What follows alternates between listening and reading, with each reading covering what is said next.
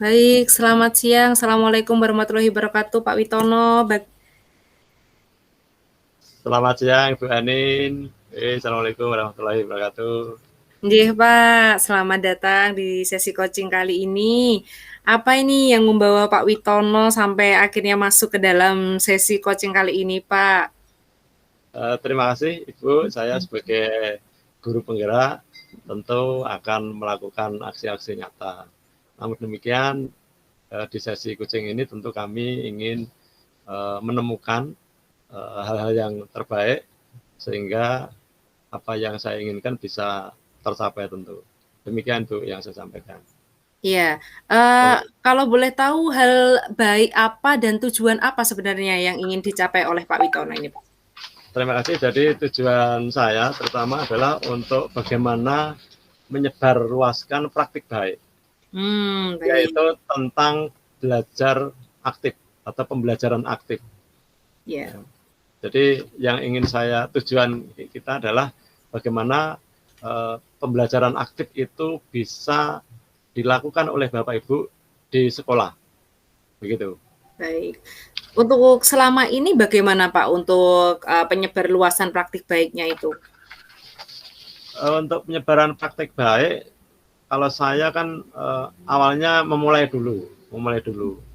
Kemudian begitu saya melakukan itu, ternyata banyak yang mengapresiasi, Hmm. banyak yang tertarik. Kemudian memang beberapa media saya gunakan untuk bisa disebarluaskan.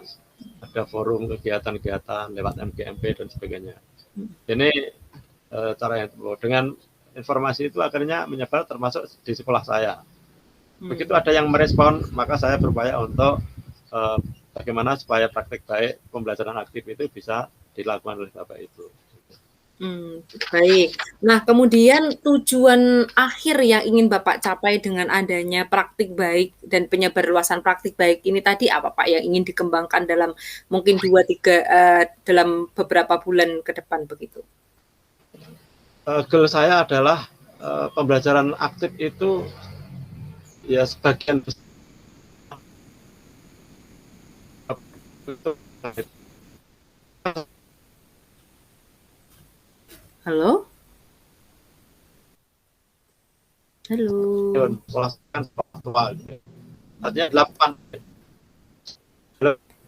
Ibu Halo? bisa nyambung? Agak putus-putus, Pak. Ya, mau diulangi, Pak, pembelajaran Oke, aktif tadi sebagian besar oke, karena oke. putus-putus tadi. Jadi, oke, saya ulang Ibu. Nggih, nggih, Jadi nggih, nggih. kalau saya petakan itu Mhm, 80% guru di tempat saya itu artinya masih punya waktu panjang untuk nanti memberi dampak positif di sekolah kami. Yang mmm, 20%, itu 10%-nya masa-masa menjelang pensiun dan mmm, 10% itu ya artinya masih saya anggap untuk berubah butuh waktu baik. karena memang usia juga. Jadi paling tidak target saya 80% dari Bapak Ibu guru ini menerapkan pembelajaran aktif di sekolah. Berarti yang 80% yang masih punya waktu tadi yang menjadi targetnya Pak Witono nggih? Ya, betul, Bu. Oh, kemudian untuk, eee, tanda atau mungkin ukuran Pak dari, keberhasilan Pak, Witono dalam menyebarluaskan praktik baik ini kemungkinannya seperti apa, Pak? Indikator yang pertama adalah penerimaannya. Jadi sikap positif terhadap pembelajaran aktif. Jadi nanti dengan berbagai upaya saya harus mendapatkan bahwa pembelajaran aktif ini memang kebutuhan, ya, kebutuhan. Oke, Ini baik. yang pertama. Jadi nanti harus saya pastikan bahwa belajar aktif itu adalah kebutuhan dan itu perubahan mindset, perubahan tuntutan zaman. Betul. Kemudian yang berikutnya tentu kemampuan untuk merancang pembelajaran aktif. Jadi Baik. kalau Bapak Ibu guru sudah punya mindset tentang apa itu pembelajaran aktif, kemudian kita lebih tinggi untuk bagaimana merancang pembelajaran aktif. Baik, baik. Kemudian yang ketiga, setelah itu nanti kita mempraktikkan. Mempraktikkan itu bisa peer teaching, kemudian bisa juga nanti pembelajaran langsung di kelas, langsung dengan real teaching gitu ya, real teaching. Oke, Jadi paling berarti tidak itu. ya ada 3 ya Pak, dari penerimaan mulai dari penerimaan itu tadi bisa merancang, dari merancang nanti bisa mempraktekkan seperti itu. Berarti Ya, indikatornya adalah ada sikap yang mau menerima, ada sikap mau merancang, dan juga sikap untuk mau mempraktekkan itu tadi ya untuk ya, betul ya. itu. Berarti mana yang akan Bapak kembangkan dulu? Untuk yang pertama itu tentu untuk yang pertama, jadi Iya. penerimaan. Penerimaan ini tentu butuh waktu khusus untuk bagaimana menggambarkan tentang apa itu pembelajaran aktif. Mengapa kita melakukan belajar aktif? Dampaknya apa? Itu sangat penting di awal karena itu prasyarat untuk bisa menerima. Ya, Itu lewat media apa nantinya, Pak? kebetulan di tempat kami ada pertemuan-pertemuan yang terjadwal gitu ya. Setiap Sabtu itu kan ada waktu kosong sekitar 2 jam di akhir menjelang pulang itu ada pertemuan. Jadi di tempat kami itu antara jam pulang siswa dan jam pulang guru itu jeda agak panjang. Dan waktu-waktu itu, ya, jadi waktu-waktu sore itu digunakan untuk kegiatan ya pengembangan guru. Di waktu itulah nanti Bapak Ibu gurunya biasanya ya ada tema-tema yang memang ditawarkan untuk Bapak Ibu guru yang menyajikan bergantian begitu ya, bergantian. Nah, ini momen untuk menyampaikan itu.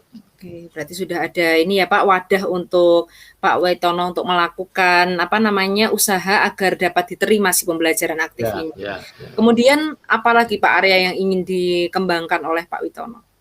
Jadi setelah kita Bapak Ibu itu memahami, kemudian ada respect yang baik, penerimaan yang tinggi, maka kita akan memberikan kerangka yang memudahkan Bapak Ibu guru untuk membuat perancangan pembelajaran yang aktif.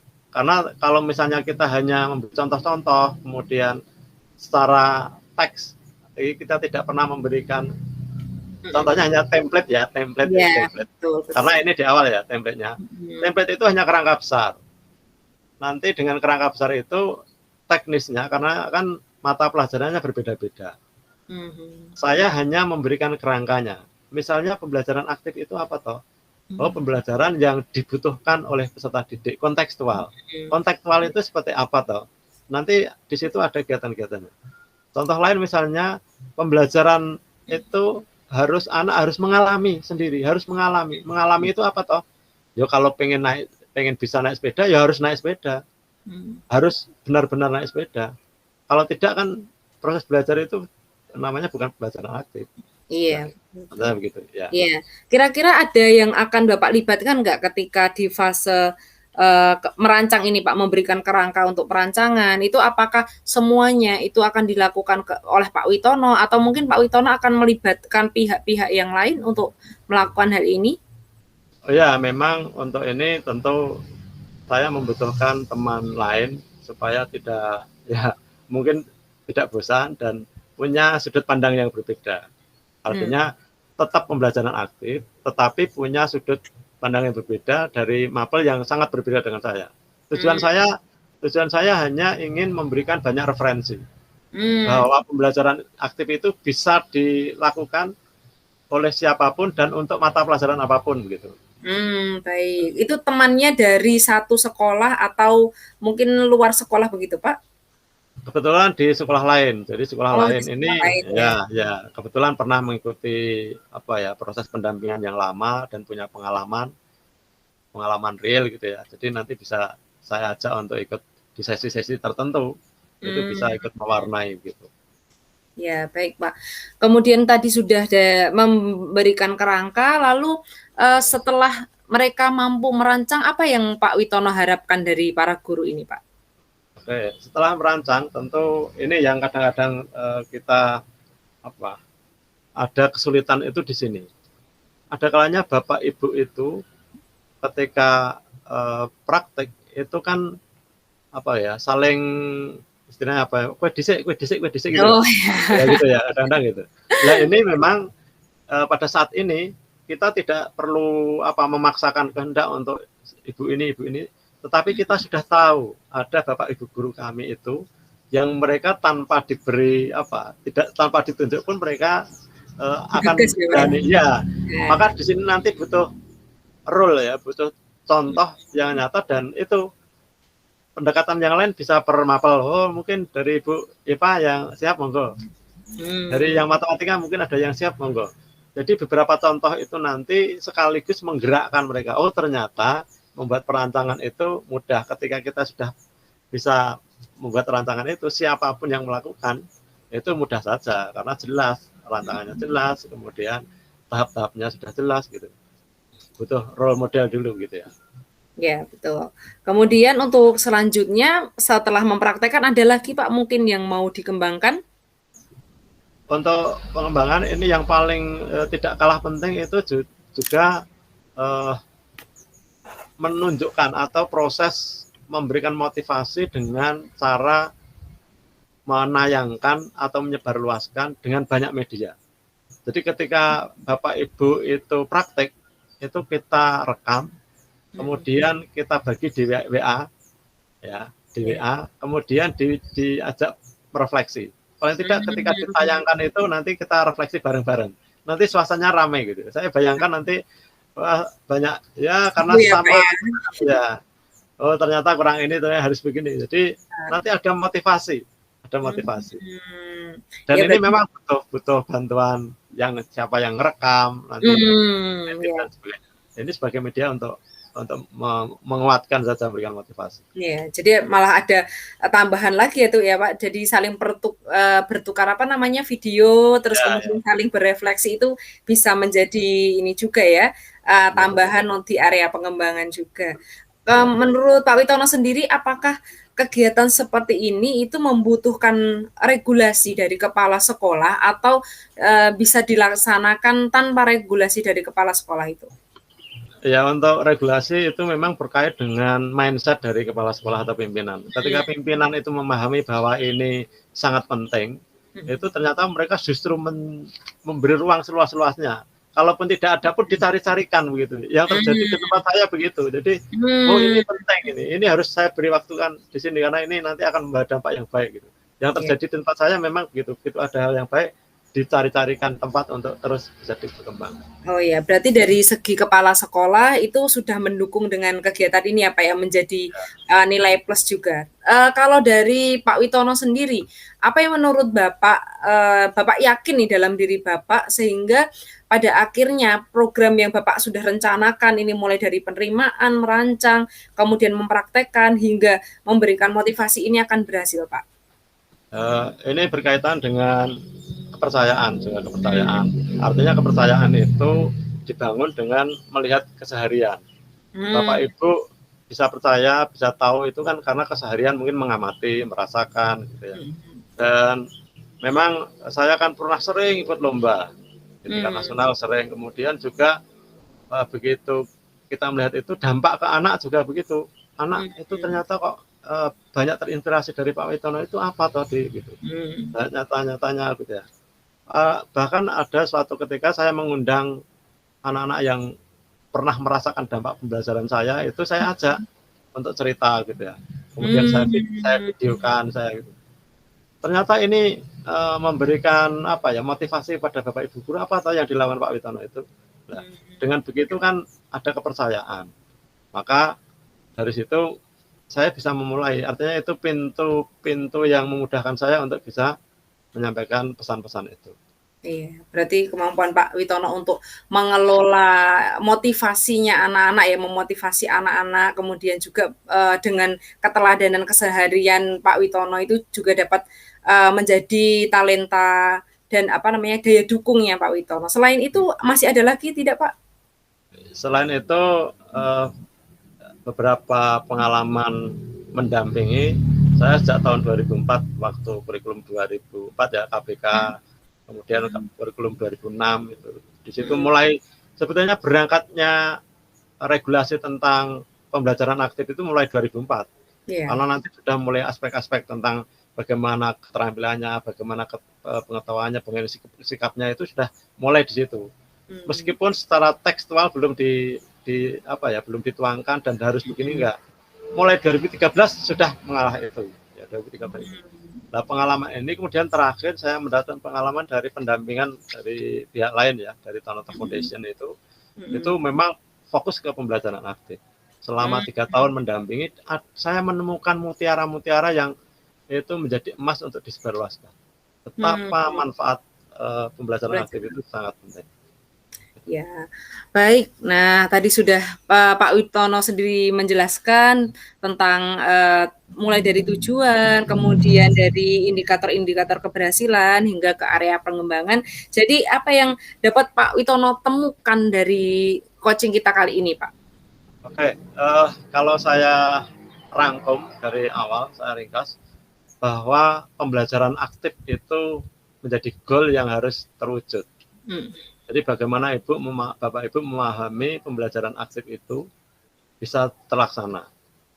Bagaimana bisa terlaksana? Indikatornya jika Bapak Ibu memahami pentingnya pembelajaran aktif. Kemudian yang berikutnya, bahwa pembelajaran aktif itu bisa berjalan jika Bapak Ibu bisa membuat rancangan pembelajaran aktif. Ya, perancangan ini memberikan kemudahan untuk Bapak Ibu bisa melakukan. Setelah itu nanti supaya bisa lebih menginternal bagaimana perancangan itu dipraktikkan. Bisa mengamati orang lain, kemudian praktek sendiri, tetapi harus ada proses pendampingan. Proses pendampingan inilah yang nanti akan dijadikan teman untuk merefleksi. Apakah ada perubahan atau belum?